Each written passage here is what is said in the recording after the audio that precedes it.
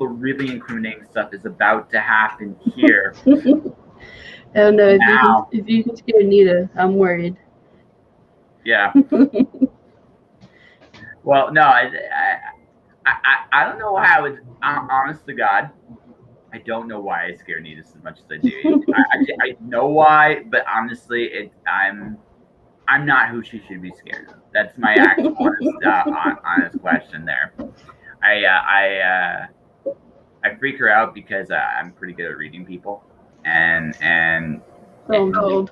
yeah, I'm pretty good at reading people, and you really can't. If I really look, I can't hide. It's like, look into my eyes, I see your soul, kind of thing, I guess, and that freaks her out because it's like Nita has this really interesting thing where she tries to be invisible sometimes in a conversation, and her problem's twofold. One, she really can't be invisible. She hasn't fully learned this yet, but she can't be.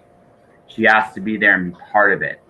And number two, because she's so quiet, she stands out. So someone like me who's watching what everybody else is doing, it's like, what's that person doing the different thing doing? And then suddenly, like, she has my undivided attention, and then next thing you know, it's like, oh, that's interesting. What are you doing? And then she figures this out, and it's like, all of a sudden, it's like, I did that on our own show. Like, she got really quiet. Meredith and me were doing it back and forth. I'm like, Nita's not talking. Why isn't Nita talking? So I started talking to her, and I read her, and she's like, I feel like I got completely taken out of my game. I mean, I wasn't trying anything. Right? I was just being honest, right? Yeah. But the thing is, I'm not interested in crushing people's souls or anything like that. That's not what I do. I'd rather build people up than break them down. It's much more rewarding to do that. And also to be honest, it's never good when you hurt someone. It never feels good. So, especially someone like me who does feel a lot of different things, it really, really, really hurts. So I try not to. Probably to the point of jumping. That's why Nita probably shouldn't be so scared of me. But that's my opinion. I don't know if Nita will ever listen to this conversation, but if she does, like, Nita, I have no interest in hurting you. None. But enough about her. This is Lola Grant.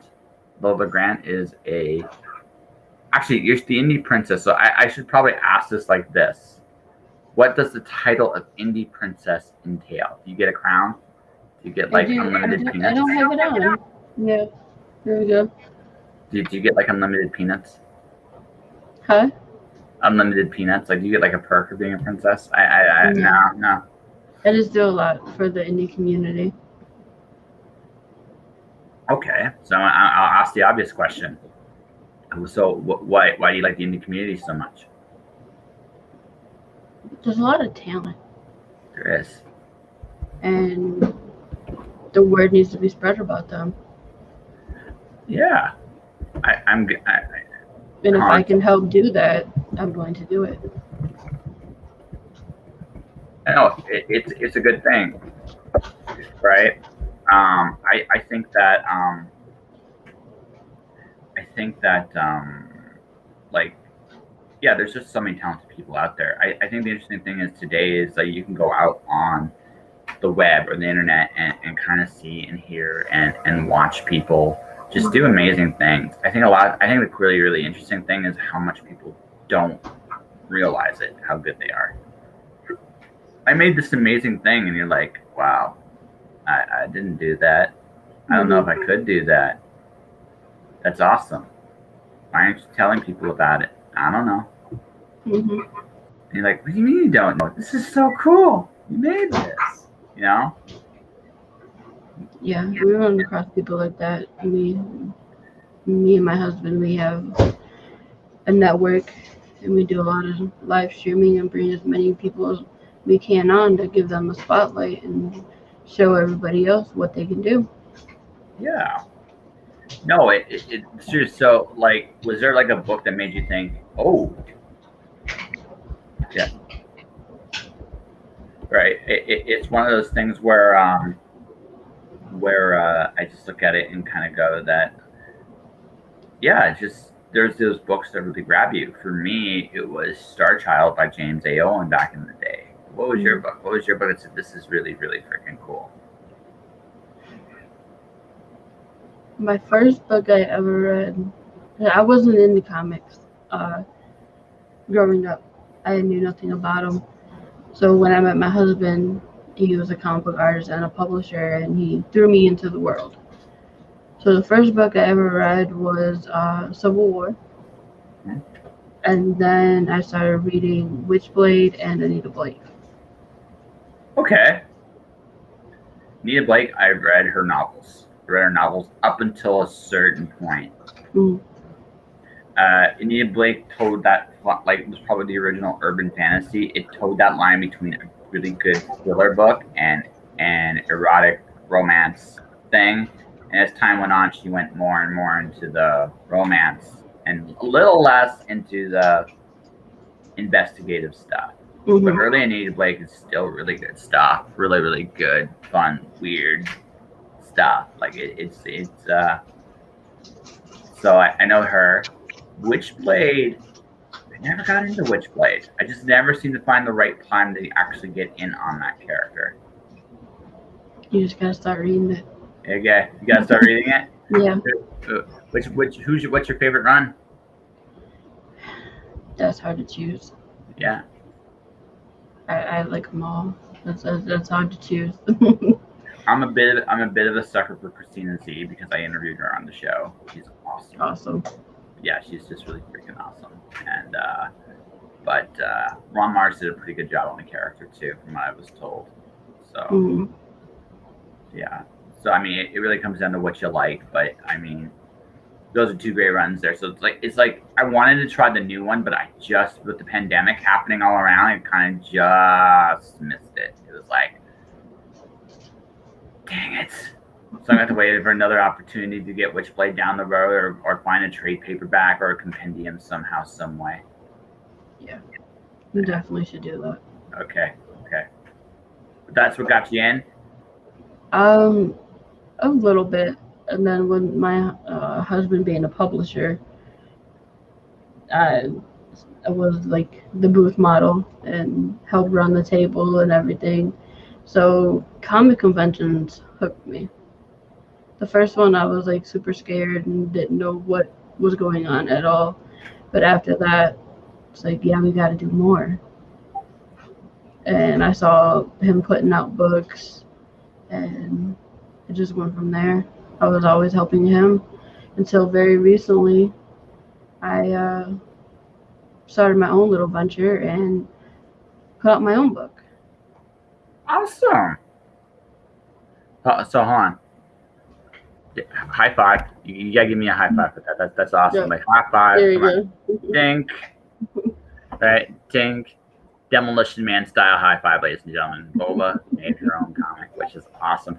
Conventions are such a cool, like, which convention, if you don't mind me asking, or like, what was your regular convention circuit? We do anything we can. We do all our local shows if we can, and then we travel out. We've gone to Florida, Chicago, Ohio. We've been in South Dakota, Indiana, just all over the place. So what's your favorite show? Like which one stood out for you? Which ones did you have the most fun doing? My favorite show would have to be Wizard World Chicago. I just love the atmosphere, and I love the city. Rosemont is awesome. Yes, it is. Yes, it is. No, conventions are such an interesting animal because it's a little bit of everything. Now, my all-time favorite, like, I love the cosplay. My all-time favorite cosplay, though, is Kiss Demon and his daughter, Baby Yoshi. It was like that to me was like, that was the epitome of comic convention right there. You got this big, burly, scary-looking clown of a man and his little daughter, and I was just like, that's oddly fitting. And no, it was just a chill. It was a chill time. So that's one hand. And now I would be lying if I didn't say I enjoyed the various modeling that goes on during conventions. I will say. I mean, I'd be lying if I said I didn't enjoy that, right? Who doesn't enjoy that? But yeah. I mean, like it's just it's part of the thing. Actually, I'll tell you a hilarious story. So in Phoenix, so I'm beside this art booth and this one guy.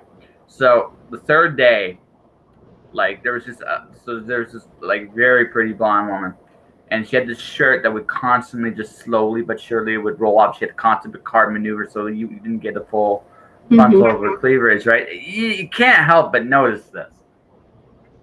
But the hilarious part was, so the guy beside me was really like he was really into her. Like he was really into her. So I got interviewed for a website, and I decided to call him on the interview. The look on his face was awesome. Like I just did just be a little bit just to heckle him a little bit. Made sure she didn't hear it because I didn't want her to beat him. Women are generally really. Here's what I have found about women: they enjoy having attention on them, but you have to be respectful about it, or it gets like it's like, yeah, I'm pretty and it's great, but listen, I'm more than just my boobs. Look up. Eye contact's good. Like eye contact is really good here because that way I know I'm a real person. Or eventually I'm just going to smack you. I'm just going to go like this with my fist, drop you, and take your money. Yeah, I'm used to it. I don't get eye contact very much. But see, I think that's actually kind of wrong. Like honestly, I think guys are kind of dumb when it comes to that. I mean, yes, you have breasts, right? That's noticeable. Yes, but eyes, smile. Like there's a person there. Let's focus on the person. We can admire that and still focus on the person too, right? It's the best of all worlds, I find, and it's like one of the smarter ways. It's a smarter way to actually hit on women, from what I found. If you pay attention to everything, they'll let you say just about anything. Is what I find, and maybe that's just me. That maybe it's just how I work, but I don't know. And I'm sure I'm right, but it's just like that's what I have found. If you just focus on one thing, unless the girl makes it abundantly clear to focus on that one thing, right? Then I have to admit that gets very hard. But right? But beyond that, full package is always good. Right, and then you can pick and choose what you like, and you can tell them, and they like it. That's what I have found, right?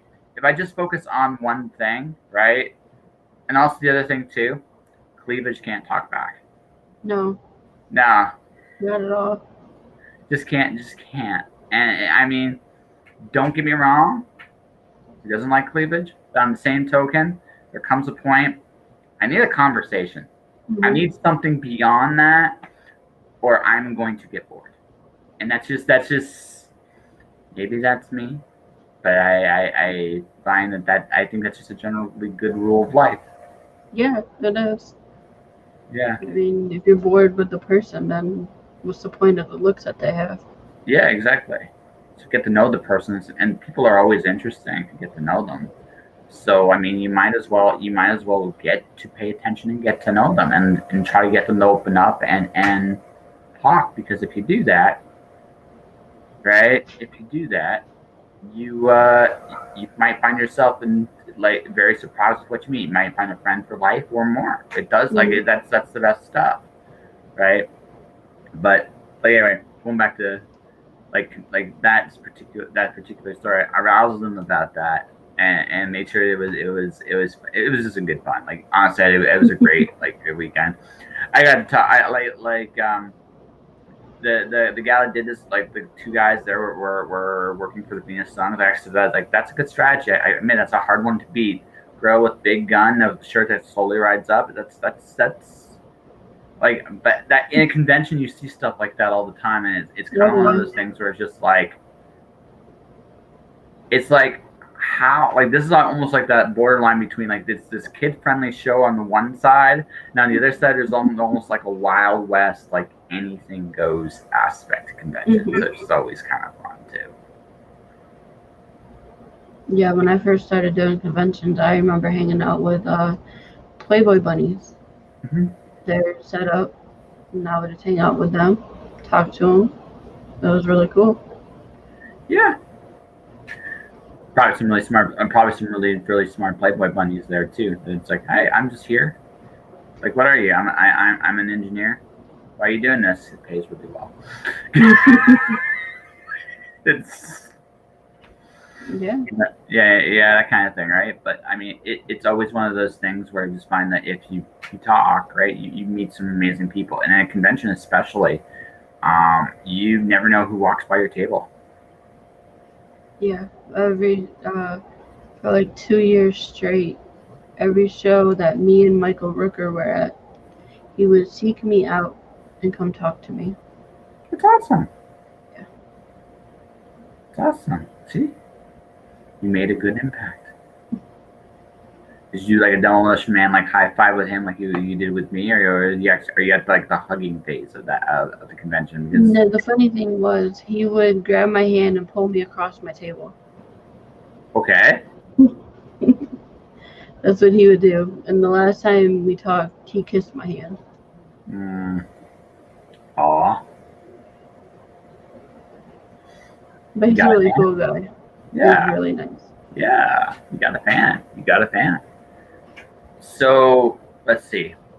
I think my coolest moment, like my coolest like celebrity thing, Diana Goldin, the person who created Outlander, she bought one of my books at one of the conventions I went to. Nice. Yeah, that's my yes. Famous people have read my books, right? I don't know if they like them, but famous people have read my books. So it's just one of those things cool. that's like, yeah. So you went from being a convention babe to like you it sounds to me like you basically kind of stumbled into this world and discovered like a family of people you never knew existed. Yeah.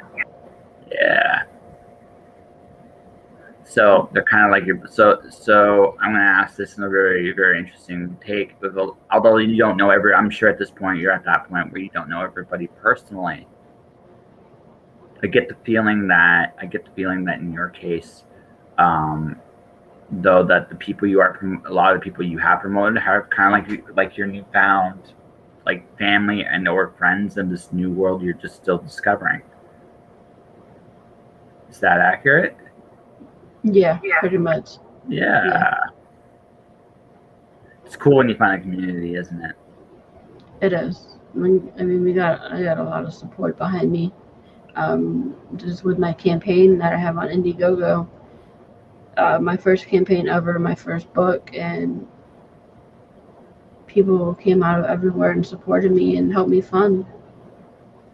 Congrats. That's amazing. Yeah, and there are good people out there. Yeah, absolutely. I think it's easy to forget in a time like this that we're still essentially the same people, right? And it doesn't take much to be kind to people. It really doesn't. You just have to be willing to. You have to be willing to. How do we say it? Open yourself up and trust. And that's not always an easy thing to do, but if you do. It was not for me at all. When I first started doing streams, I was the one in the background, quiet, wouldn't say anything. And now I'm going on other people's shows. That's right. Now you're on shows. Yeah, you haven't quite made eye contact with me. At least from my end, all right. So I mean, you haven't like looked into the camera. At least from my end, I'm sure. But you got like this like Dr. Claw setup here. It's like I do. Yeah. I'll get you, gadgets. I'll get you. I don't move my camera. It stays right up right there. Yep. I gotcha. No, it's okay. So if I called you the Dr. Claw of indie reviewers, would you be okay with that, or would you send me a self-destruct note? Probably self-destruct. Okay, I won't call you the Dr. Claw. I do review comics. I'm part of Indievolt, and it's my husband's company, and we do review comics. And I mean, we got a TV station, we got a radio station, our YouTube. We got a.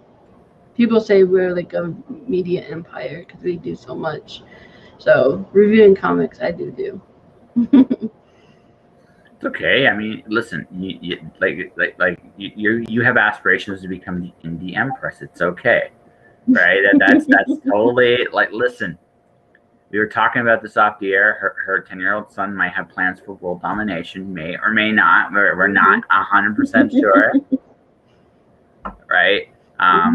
If Lola is afraid, I probably should be too. It's a little harder. Oh, yes. Yeah. Very afraid. Yeah. Now, now much easier for me to be more afraid of Lola than the 10-year-old. I'm just saying, just like it, and this might be my foolishness to underestimate the 10-year-old, but it's one of those situations where I just kind of look at it and go, yeah, but if Lola is scared, I probably should be. With that all said.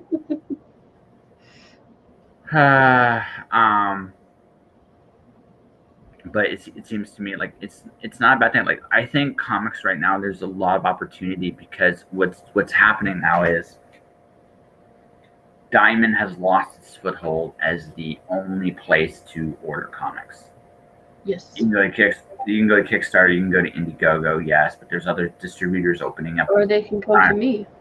What? My husband has a distribution company for indie comics. So there you go. Right? And that's doing really well. Yeah, because again, everybody hates Diamond. Like, honestly, I mean that I'm not. This isn't me knocking Diamond as a company personally. 'Cause personally, I've never dealt with them, but I know people who have and have like gnashed teeth. But Diamond was the only game in town, so you kind of had to play their game by their rules. Well, now for the first time in a long time, they have competition. On top of that, like, there's almost like another comics renaissance, but the big difference now is instead of seeing it in a comic shop that's selling less, you're seeing it now across Kickstarter, across Indiegogo, across Indiegogo, across all these places where it's like, you know what, you don't need the traditional model as we know it anymore. And because we're at that point, and we're doing our we have come to this very interesting point. New possibilities are opening themselves up all the time. So there's like a lot of people now just doing different things. Like I said, there's the Kickstarter side. Like I look at a guy like Chuck Pinot. He's like the how do I put this? The Where's Waldo of comics. He's editing like every book in indie right now, right? And then I'm looking at people like like Nita and Meredith who are on board with the comic news train. Yeah, I look at people like Mont Park, who's just doing her thing. And what you're finding is like there's so many people doing so many cool things, and the possibility that the next big thing is probably not going to come from DC or Marvel or Image. No, it's not. It's going to come from the indies. Yeah, exactly. It's going to come from the outside, probably for the first time in a long time, which is great. Because the last real big hit from the outside was Bone. And I love Jeff Smith, but we need more Bones in the world. We do. Yeah. We also need more Bone comics in the world. Jeff Smith, if you do happen to randomly listen to this episode, more Bone nobody would hate you if you did more Bone comics. I'm just saying. Right, but that doesn't mean I think traditional comics are dead. I don't think they're dead. I just think what's going to happen is the market is going to branch out. There's different audiences, right? Now my Kickstarter privileges have been revoked for the summer because I did my last Kickstarter last week, but I've definitely invested in a bunch of comics in the scene in the last few months, and it's been cool. Yeah. High quality work from many people, So I'm gonna put you on the spot. Are you ready? Sure. Talk me about some of your favorite books you've read recently. I'm not gonna say your all-time favorite because that's gonna like picking children. You're not gonna give me an answer to that. But you've been reading and reviewing books. So what have you liked? I don't have any time for leisure reading right now. I have a stack like this of books that I need to read. I've been doing reviews mainly. I just did a Okay. review on Mary's Boys. That was pretty interesting. What's it about? It's about these three brothers. They're orphans, and they drink a lot, and they get these like super strength powers, and they go around town beating up the scum of the village. And So it's then there's a preacher who takes the boys in, and he basically blames this big mega store that came into town for the destruction of the town.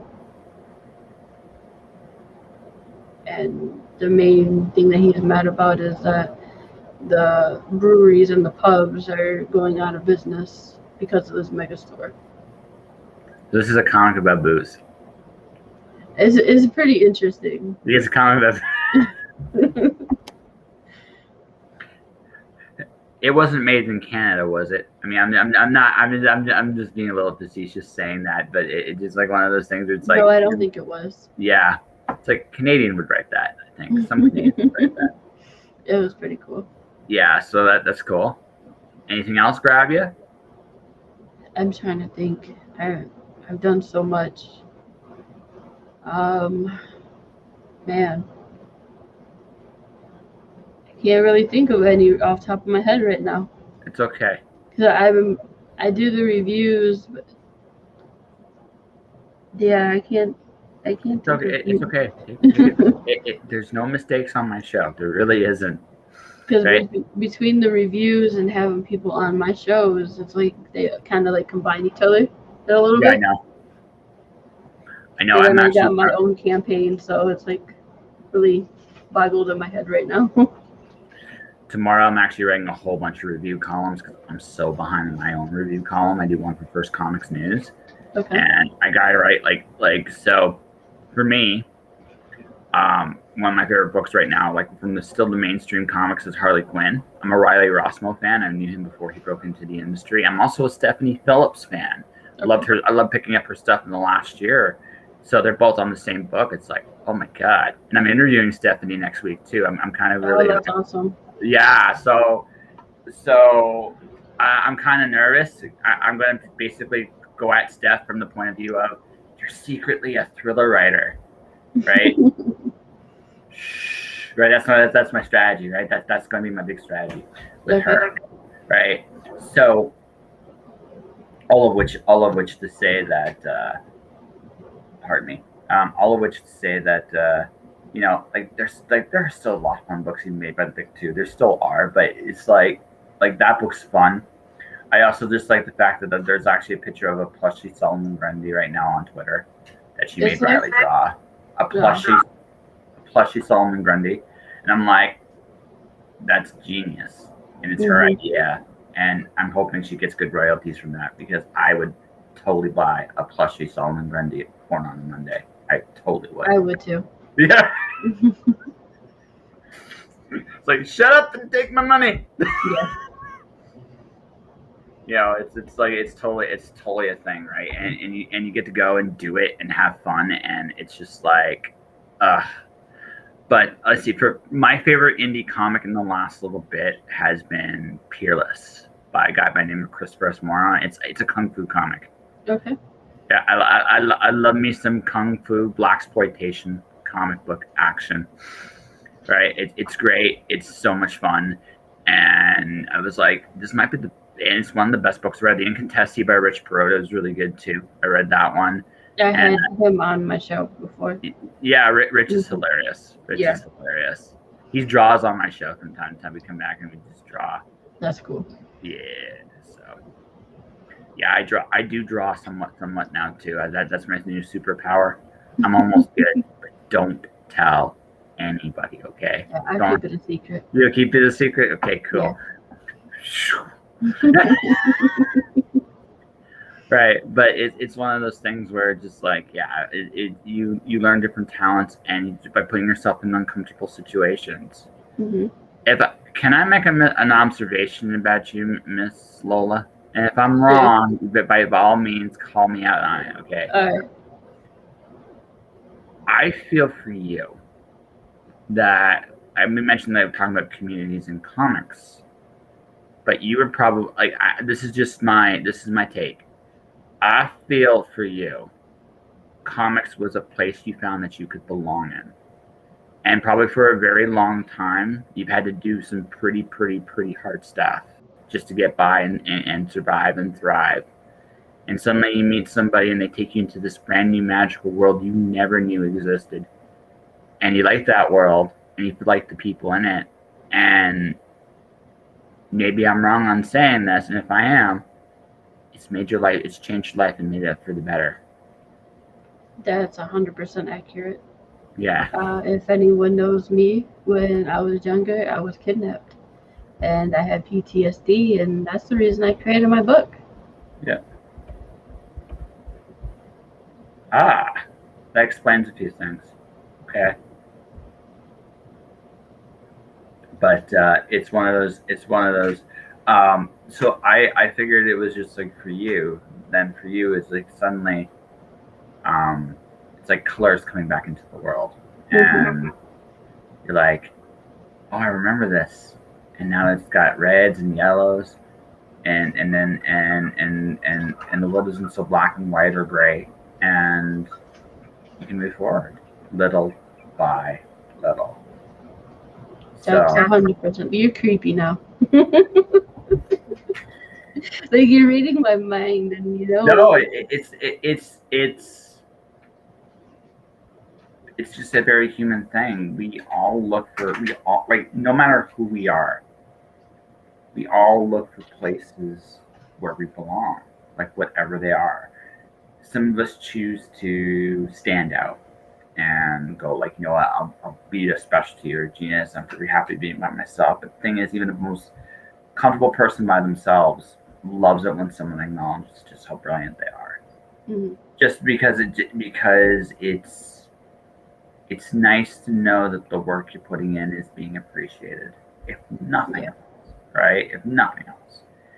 But for the majority of us, you know, finding people who are creative, that have big dreams, that just don't want to be. You don't want to wake up and be in the exact same place you were yesterday.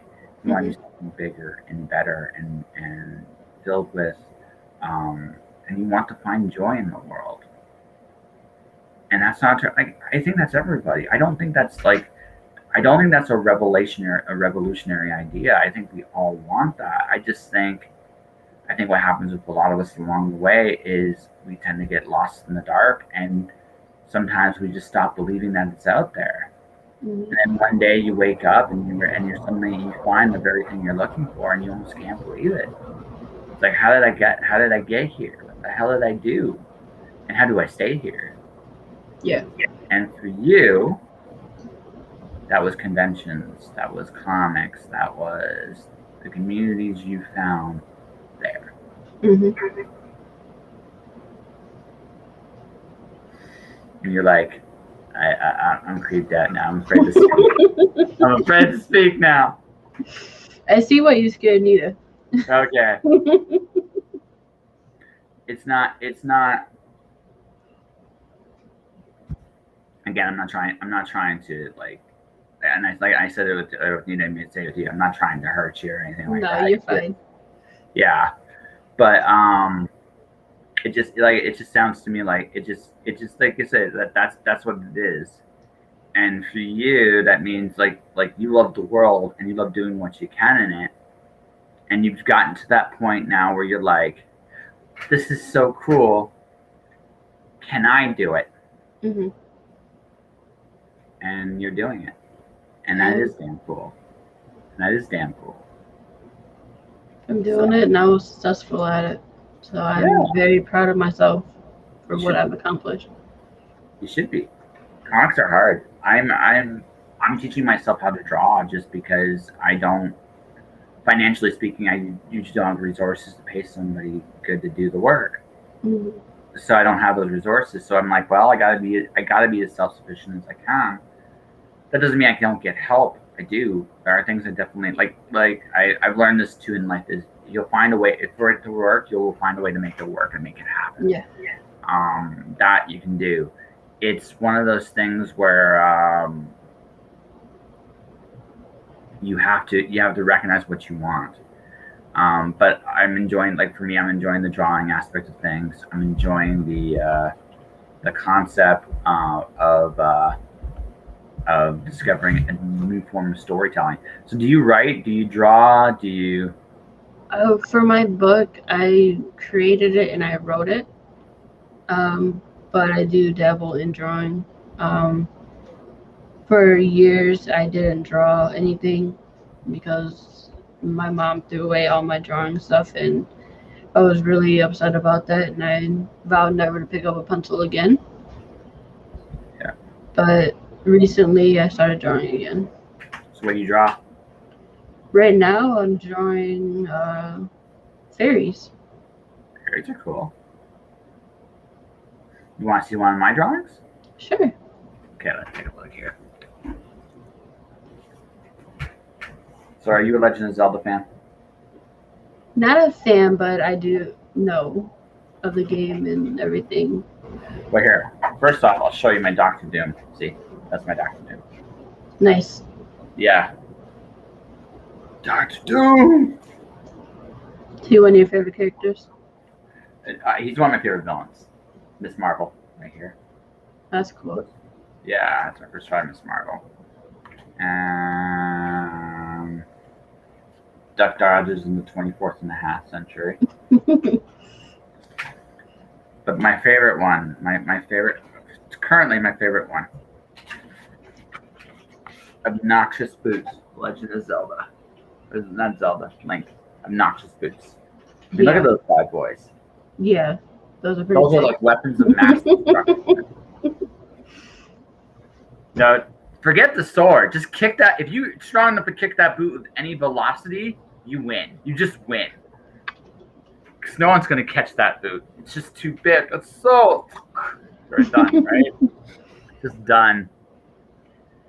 And, yeah, no, it's totally like one of those things where no, it's just one of those things where you dabble and you discover things and you go and do things. And next thing you know, you find you got more talents than you knew were possible. And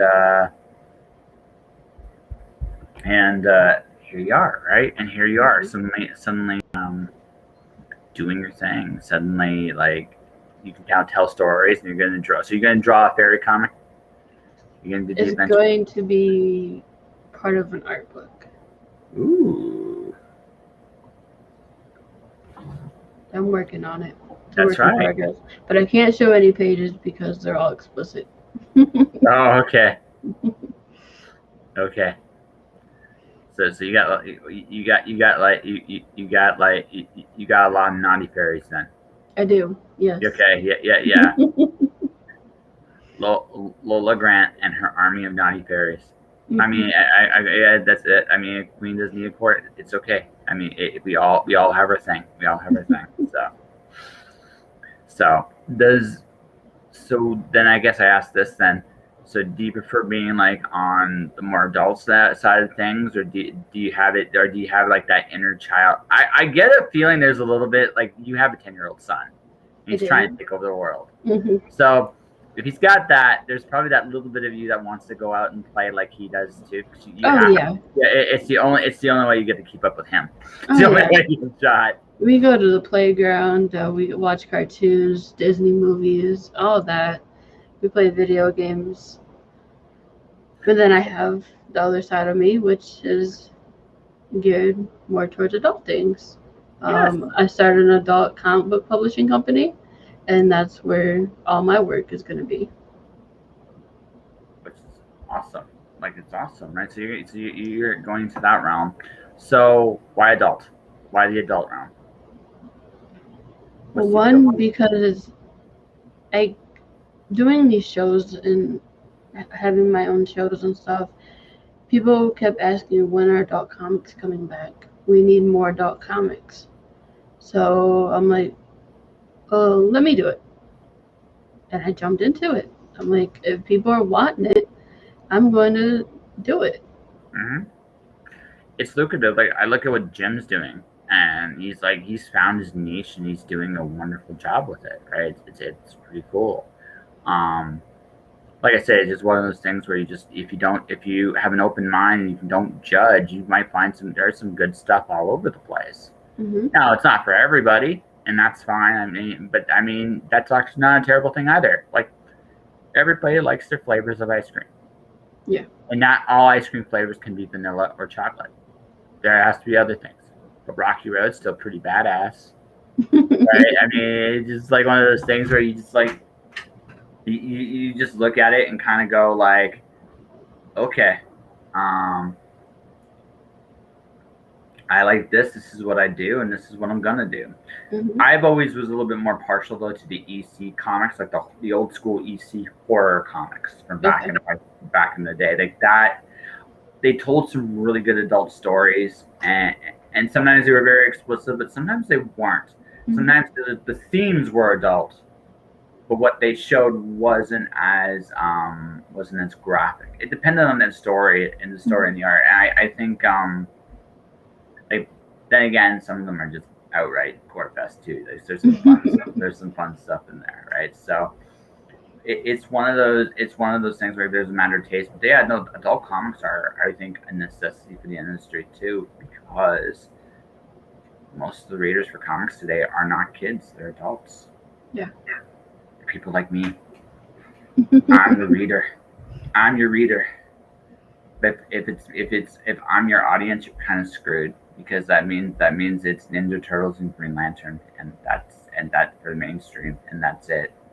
And there's nothing wrong with Ninja Turtles. No, there's nothing wrong with it. But if you're a mainstream comic book creator, I don't want my Ninja Turtles to become Batman. No, not at all. No, I don't want to. Like, Batman's everywhere.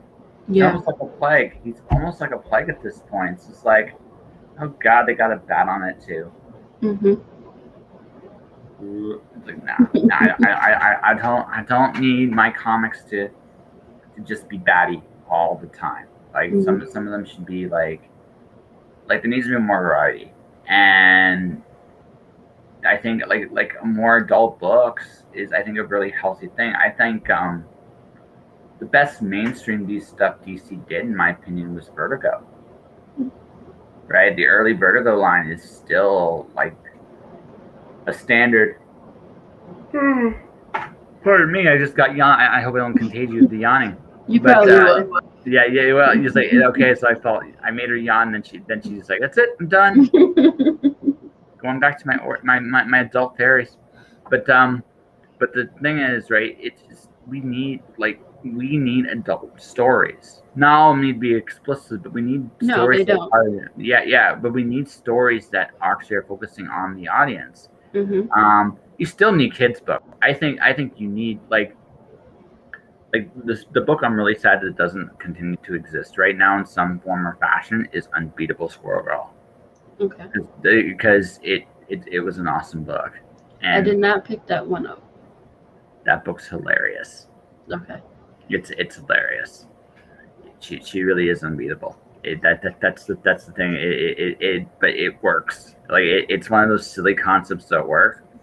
But the reason why you need a book like that in your itinerary is that's a book that Scholastic will sell. Mm-hmm.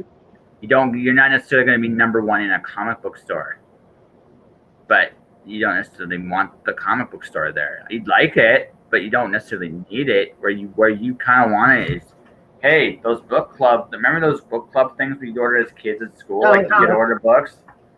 That's where that stuff gets sold, right? You need a book like that. Unless you're in my son's school, their district, they took out Scholastic, and they have a new company they ordered their books through.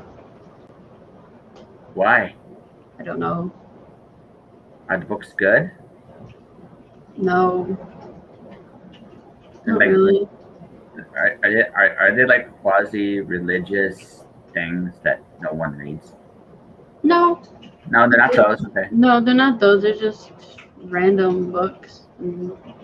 Not that good. A lot of them is geared to like little kids and not older kids.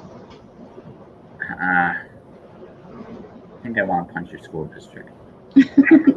No, I love the school district. Don't get me wrong. School district is awesome. But Except for their, the book choices. their book choice, no. Book choices are terrible.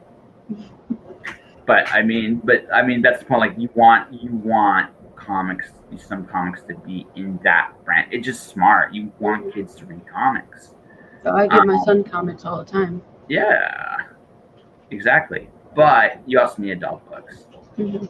because sometimes I don't want to read about a silly plot from I've seen a million times on the Disney afternoon. There's nothing wrong with the Disney afternoon, but I don't necessarily want that or the same Batman plot or the same Mhm.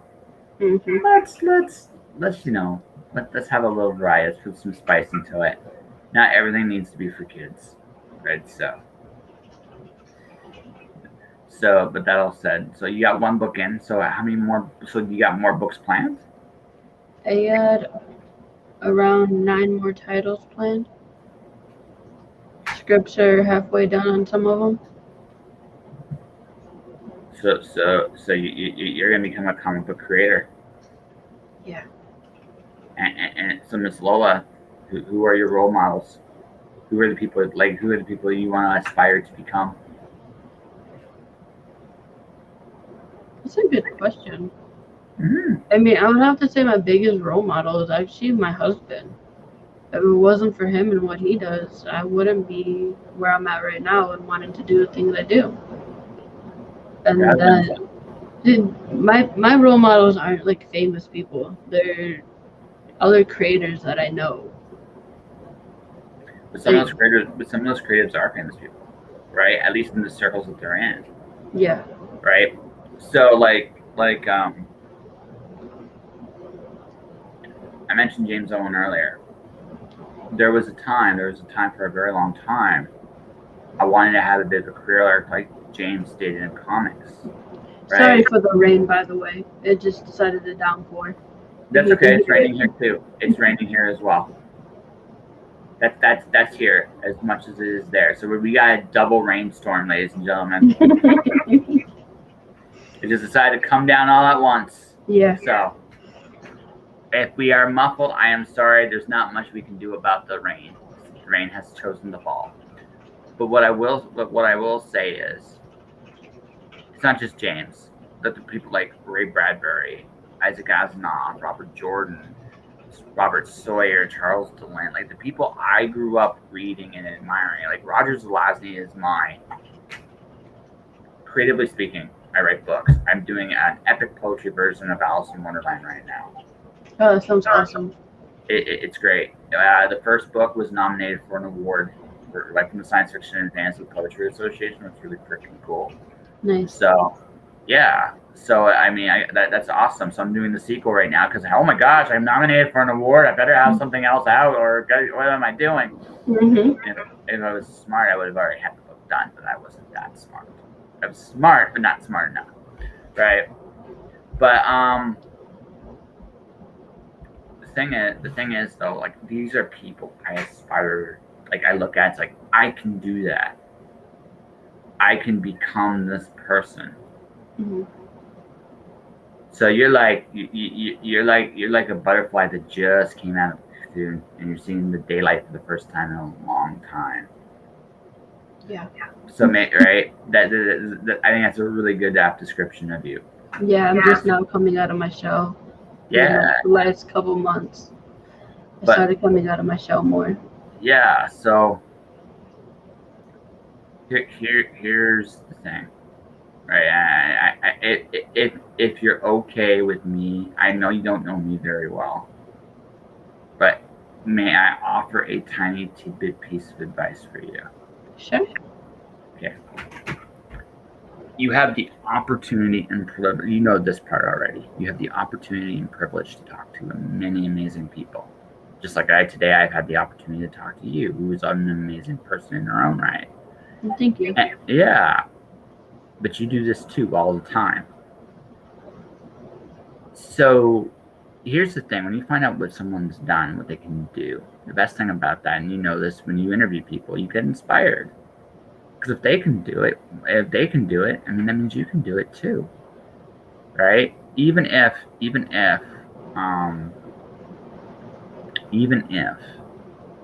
may not be as good, it might not be as polished as you'd like it to be, and you'll see all these little flaws. It doesn't matter. You still did it, right? Mm-hmm. And so I mentioned a whole bunch of people. So maybe one day I look, and then I go to the next level.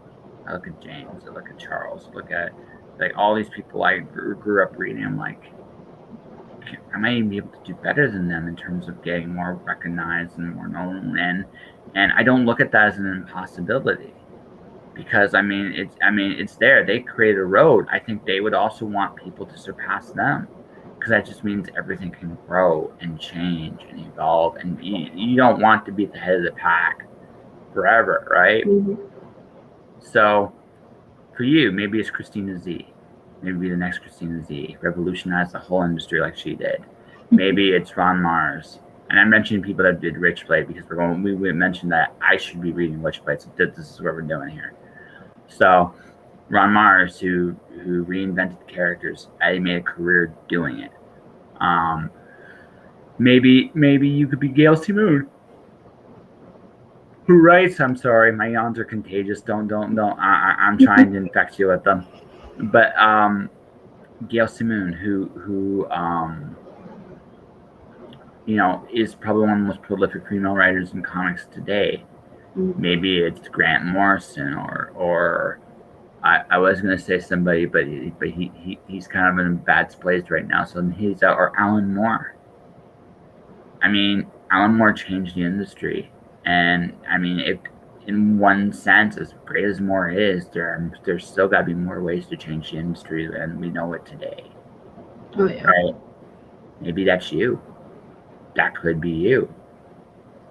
It's a lot of responsibility, though. No. It's not necessarily not a lot of responsibility. It's a possibility, right? It's not. I mean, even if let's just say you're just the person that makes a comic about naughty fairies, or an art book about naughty fairies.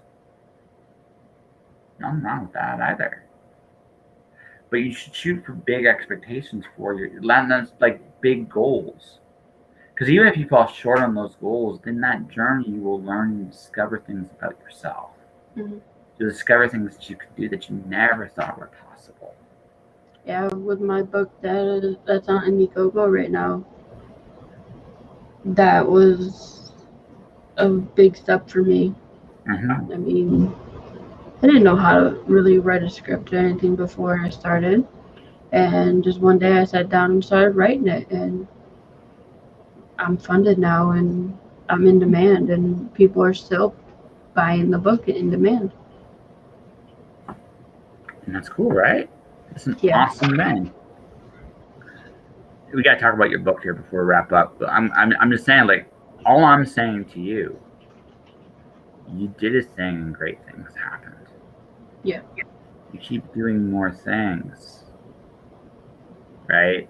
Look to the people that have gone far in this. You might find yourself among their company someday. It's possible.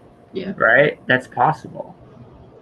And why not you? Instead of saying why you, why not you? I push myself hard every day to do better and better. That's all you can do. That's all any of us can do. So that's my advice to you. I hope that advice is good for you. It is. Yeah. Yeah. So I hope so. I don't want to get, like I said, you look tough. I don't want to get beaten up by you. I'm not that tough. I mean, yeah. No. That I'm gonna call you on. You are tough. You had to be tough.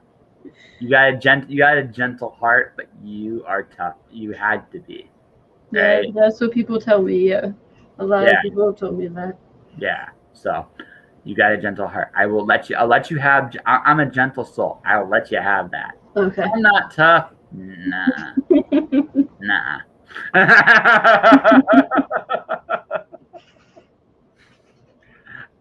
I think I scored a point there. I'm not sure how I did that, but I think I scored a point there. Yeah. So, Miss Lola, tell us about your book? What's it about? So, Lore is an 80-page adult thriller graphic novel. Picture Saw and Eyes Wide Shut mashed together. Interesting. It is. It's about this couple who go to adult parties and they want to get into an exclusive party called Lore. To do so, you have to get noticed by a guy named Blair and go to all these other parties first. They finally get their invite and they realize the true meaning behind lore and what happens in lore. What happens in lore stays in lore? Yeah. Oh. We don't know if they'll get out. We don't know who will survive it. That's fair. That's totally fair. That is totally fair. And is it like a one and done? Like it's one full story? You tell it all start to finish? It is, but I do plan on adding a second issue to it because I can add on to it. Nice. So even if people don't pick up the second issue, there's still a full story within the first one. Which is great. That's great. 80 pages. Yes. So nice. What did you learn?